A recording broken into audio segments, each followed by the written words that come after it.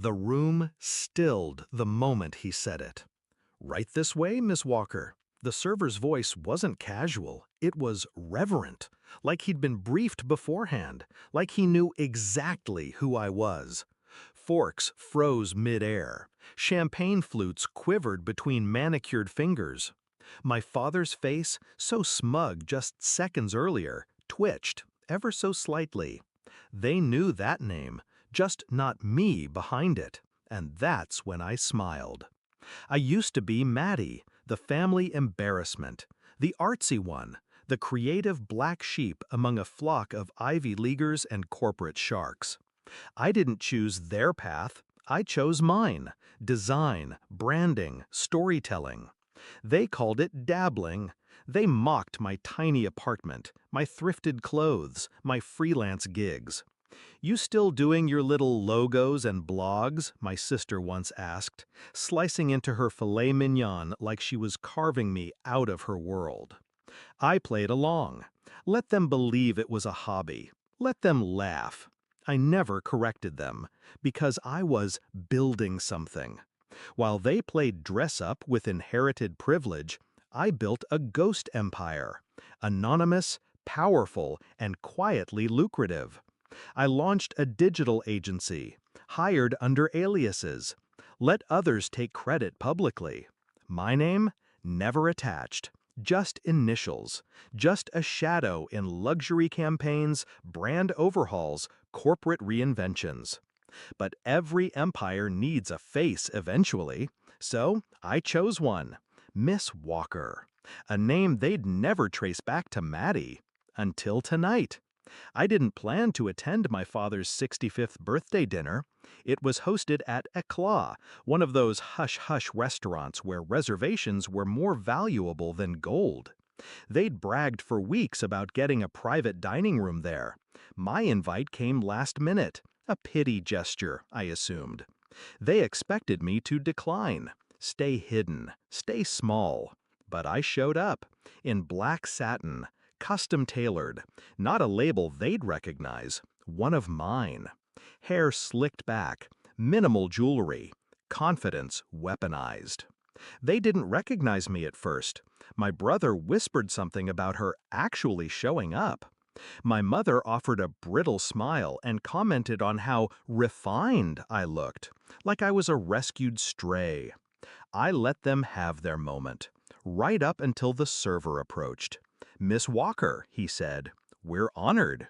Your usual champagne?" Silence. Thick and immediate. My father blinked. "Wait, you know her?" The server chuckled nervously, glancing at me. "Of course, Miss Walker's agency rebranded our entire group. New identity, new clientele, complete transformation.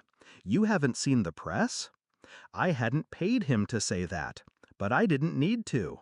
Truth has a way of detonating when it lands. Flashback to 6 years ago. I'd shown them the pitch deck, one I'd spent months building. It was lean, elegant, aggressive. They laughed, said I was cute for trying. My mother warned me I'd be poor forever. My father, glass of scotch in hand, said, "You're not built for high stakes, Maddie. Stick to Etsy." That night, I walked home in the rain, alone, shaking. Then I deleted my real name from everything, became Walker, ruthless, unattached, unapologetic. I worked 18-hour days, studied behavioral branding, market psychology, algorithmic targeting. I infiltrated their world through my work, redesigned banks, luxury retailers, tech firms. Their favorite products, reshaped by my hand. They never noticed, until now. My sister broke first. "Wait, are you saying you own this agency?" I turned slowly, took a sip of champagne. Let silence hang. Then, "No, I am the agency." Her jaw dropped. My mother went pale. My brother tried to laugh, but it curdled halfway through. My father stared. "You're Miss Walker?" he asked.